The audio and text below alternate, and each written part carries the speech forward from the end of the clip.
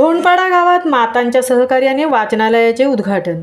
पेण तालुक्यातील धोंडपाडा या गावातील माता गटांच्या सहकार्याने ग्रामशिक्षा केंद्राचे उद्घाटन करण्यात आले आहे। वाचनाचे महत्त्व लक्षात घेऊन या गावात मातांच्या सहकार्याने छोटेखानी वाचनालयाची स्थापना करण्यात आली। याकरता सुरुवातीला मातांची सभा घेण्यात आली आणि या सभेत वाचनालयाच्या संकल्पनेबद्दल सांगण्यात आले। त्याचबरोबर सुरुवातीला या संदर्भात गावातील महिलांनी ग्रामशिक्षण केंद्राचे स्वरूप जाणून घेतले आणि स्वतः पुढाकार घेऊन ग्रामशिक्षण केंद्राची जबाबदारी घेण्यास त्या तयार झाल्या।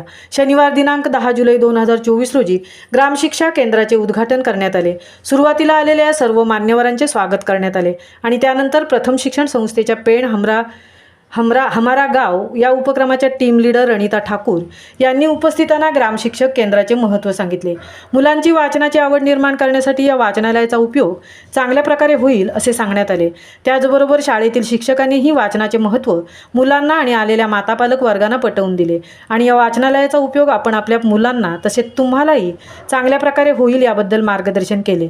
त्याचबरोबर लीडर मातांनीही आपले मनोगत व्यक्त केले आणि आपल्या मनोगतात या वाचनालयाचे उपयोग आम्हाला आणि आमच्या मुलांना चांगल्या प्रकारे करून घेऊ हे सांगितले आणि ते पुढे कसे मोठे होईल हेही पाहू। सदर ग्रामशिक्षा केंद्राच्या उद्घाटनासाठी उपस्थित असलेल्या शाळा व्यवस्थापन कमिटीच्या अध्यक्षा हेमांगी अतिश कडू तसेच ग्रामशिक्षक केंद्राची जबाबदारी घेणाऱ्या लीडर माता रिद्धी गणेश पाटील, शाळेतील शिक्षिका अतिता भानुदास पाटील व जिजाबाई शंकर वारंजे, गावातील शिक्षणप्रेमी प्रथम प्रतिनिधी रिया लोखंडे आणि सिया लोखंडे हे सर्व उपस्थित होते।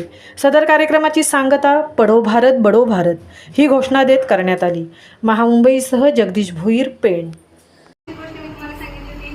लायब्ररीमध्ये पुस्तक वाचायला बसायचे, पण लायब्ररीमध्ये नियम असा होता की जेवणाचं साहित्य कोणतंही लायब्ररीमध्ये आणायचं नाही, लायब्ररीमध्ये बसून जेवायचं नाही।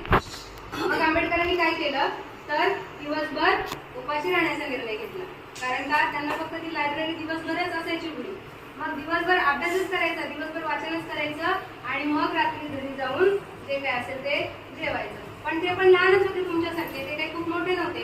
त्यांना एके दिवशी भूक लागली म्हणून त्यांनी तो पावाचा तुकडा खाल्ला आणि मग पावाचा तुकडा खाल्ला म्हणून लायब्ररी जे चालवतात सर त्यांनी आंबेडकरांना शिक्षा दिली। काय शिक्षा दिली तर तुम्ही माझ्या घरी येऊन किंवा माझ्या डब्यातलं जेवण तुम्ही खायचं आणि रोज एक वेळेचं जेवण त्यांना त्या लायब्ररी चालवणाऱ्या सरांकडून मिळायला लागलं। म्हणजे काय आहे तर जरी समजा त्यांनी चुकीची एखादी गोष्ट केली, ते नियमाच्या बाहेर जाऊन वागले तरी त्यांना शिक्षा मिळाली का नाही, एक वेळेचं जेवण मिळालं म्हणजे त्यांना ती शाबासकी मिळाली। तर शाबासकी कशासाठी मिळत असते आपल्याला, जेव्हा आपण चांगलं काम करतो तेव्हा आपल्याला शाबासकी मिळते। मग वाचन हे सुद्धा काम आहे, हे सुद्धा तुमचं काय आहे, कर्तव्य आहे।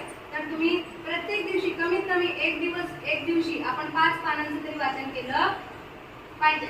एक पान वाचण्यासाठी आपल्याला 2 ते 3 मिनिटं लागतात। साधारणतः ज्या मुलांना व्यवस्थित वाचन करता येतं त्या मुलांना 2 ते 3 मिनिटं लागतात। ज्यांचं वाचन स्लो आहे त्यांना 5 मिनिटं लागतात। एक पान आपण 5 मिनिटं जरी वाचलं तरी साधारण 5 पानं वाचण्यासाठी आपल्याला 25 मिनिटं वेळ लागेल, बरोबर की नाही। तर 25 मिनिटं उगाच इकडे तिकडे फिरण्यापेक्षा आपण जास्तीत जास्त वाचन कसं करायचं हा विचार करूया। कारण मॅडमनी सांगितलं वाचेल तोच वाचेल, न वाचन करणारा अजिबात वाचणार नाही। जग आपलं स्पर्धेच आहे, जग कशाचं आहे, स्पर्धेच आहे। पहिल्या वेळेला पोलीस भरती असेल, 100 जागा असतील तर जायचे 4-5 पोरं जायचे आणि त्याच्यामध्ये 100 भरती व्हायची। पण आता कसं आहे 100 जागा असतात तर 1 लाख फॉर्म जातात। मग त्या 100 जागांमध्ये आपली निवड झाली पाहिजे आणि याच्यासाठी सगळ्यात महत्त्वाचं काय आहे, वाचन आहे।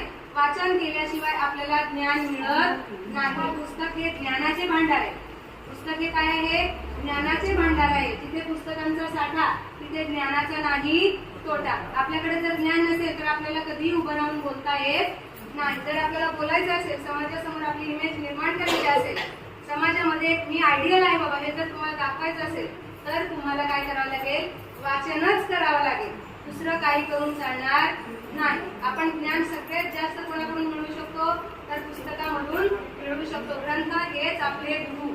आपल्याला कोणी शिकवलं नसेल तरी आपल्याला